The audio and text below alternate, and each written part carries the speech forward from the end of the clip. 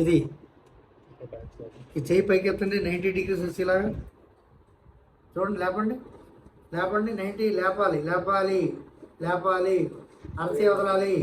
ఓం నమో భగవతే వాసుదేవాయ ధన్వంతరే అమృత కలశ హస్తే సర్వామయే వినాశాయ త్రైలోక్యనాథాయ శ్రీ విష్ణువే నమః.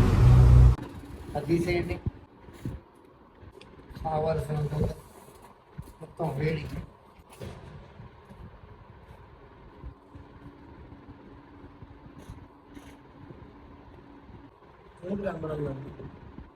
రామకృష్ణ రెడ్డి ఎక్కించినాడు.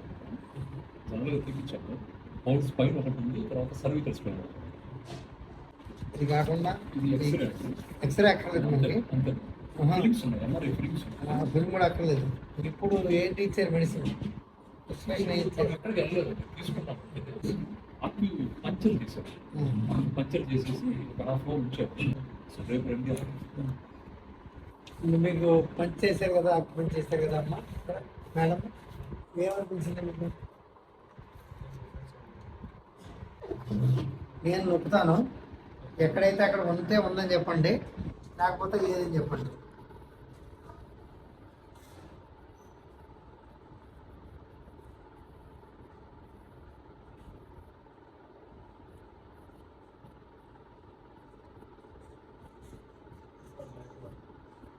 రైట్, ఇది ఇది మధ్యలో ఎక్కువ ఉందా? ఈ పక్క ఎక్కువ ఉందా? ఈ సైడ్ పెరుగుతుందా? సేమా? అంతా సేమే. ఇప్పుడు కూడా పెరిగిందా తరిగిందా చెప్పాలి. పెరిగిందా? ఇంకా ఇంకా లేదు. ఇది చెప్పండి ముందు, స్పెయిన్ది చెప్పండి. వెన్నుపూస ఏం లేదు.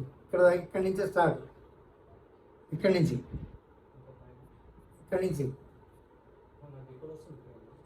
అది పక్కన నేను ఒత్తి పెట్టాను కాబట్టి మీకు అటువైపు సర్క్యులేషన్ ఇది అవుతుంది. ఇక్కడే చెప్పండి. ఈ స్పైనల్ కార్డ్ కదా ఇది, ఈ స్పెయిన్ వెన్నుముకకి చెప్పండి. ఇప్పుడు ఏంటంటే నేను నొక్కుతున్నా చూడండి.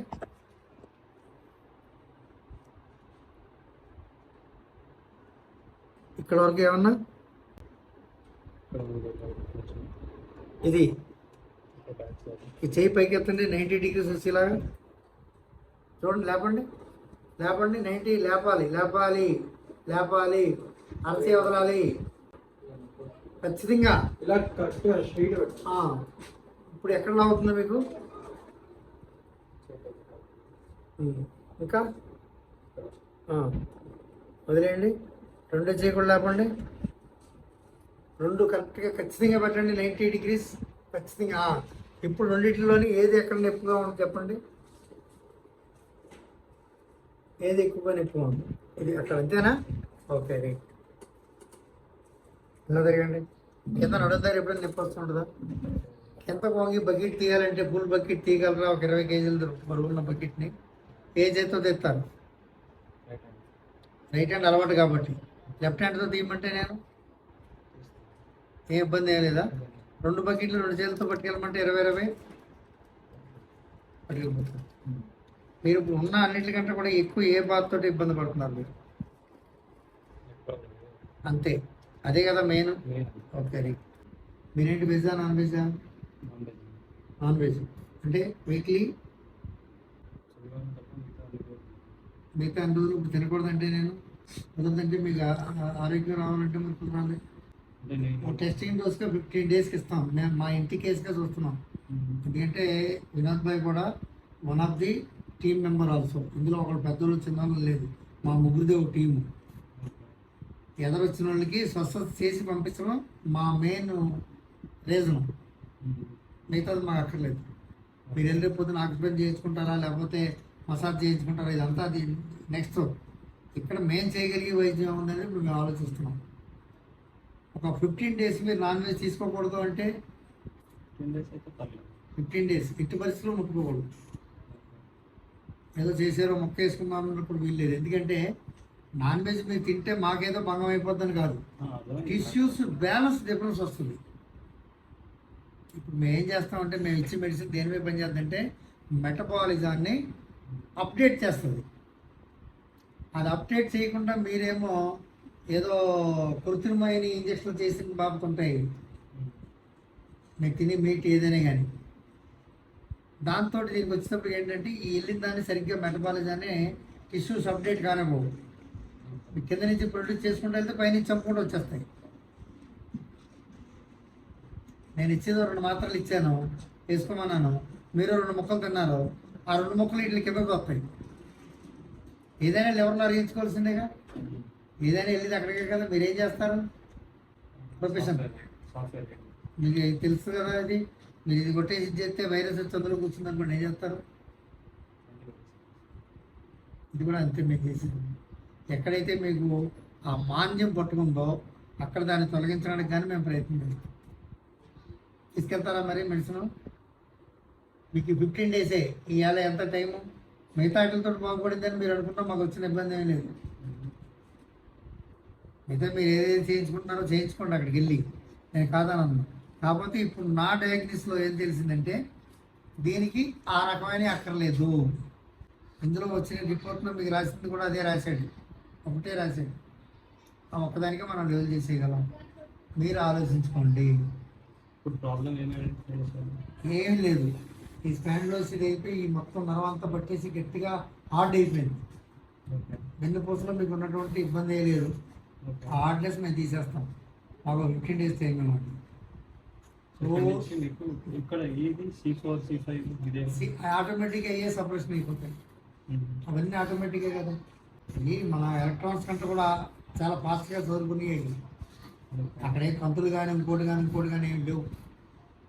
చెప్తుండగా దాంట్లో చూపించే చెప్తుండే కదా ఏం లేవు అందులో. మెడ నొప్పి ఇప్పుడు ఇప్పుడు మీరు ఏదో తెచ్చుకున్నారు కదా, ఏంటిది నెక్ బెల్ట్, అది పెట్టుకోకండి. ఇది కానీ ఇంకొక షోల్డర్ బెల్ట్ అంటారు కదా, అది కానీ ఇటువంటి మీరేం పెట్టుకోవడానికి వెళ్ళలేదు. మీరుగానే ఉండండి.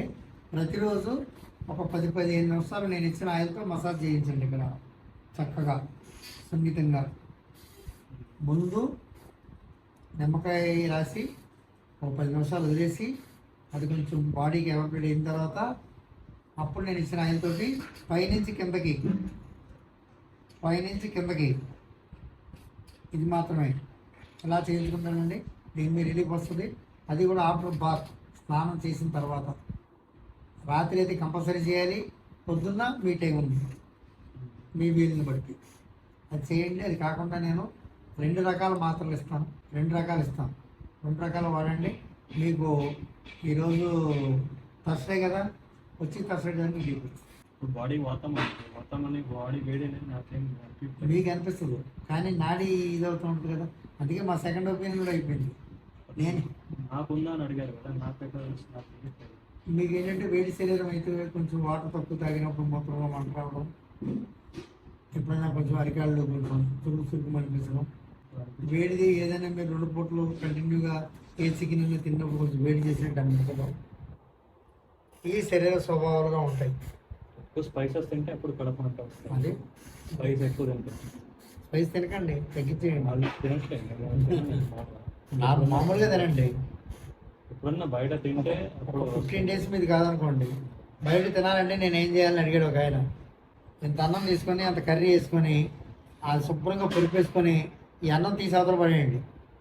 దీనికి ఉన్న ఊరుపంతా దానికి పట్టేసింది కదా కారం గీరం. ఈసారి ఆ మొక్కలు పెట్టుకోండి. అప్పటికి నాకు స్పైసీ ఉందనిపిస్తే కొన్ని నీళ్ళు వేసి కడిగేసుకొని తినేయండి. ఎందుకంటే ఆరోగ్యం ముందు మెయిన్. ఎందుకంటే మీ ఏజ్ పెద్ద ఏజ్ కాదు, టీనేజ్లోనే ఇప్పుడు ఇన్ని రకాల ఇబ్బందులు ఉంటాయి. మా ఏజ్ వచ్చినప్పుడు ఏం చేస్తారు, ఇంకే హాస్పిటల్కి వెళ్దాం, ఇంకెంతమంది ఒపీనియన్లు తీసుకుందాం, ఎంతమంది స్పెషలిస్టుల దగ్గరికి వెళ్దాం. 10 ఏళ్ళు మీరు దీంతో బాధపడతారా, లేదంటే 10-15 రోజులు దీన్ని వదలగొట్టుకుంటారా? Your own choice. మీరు ఆలోచించుకొని చెప్పండి.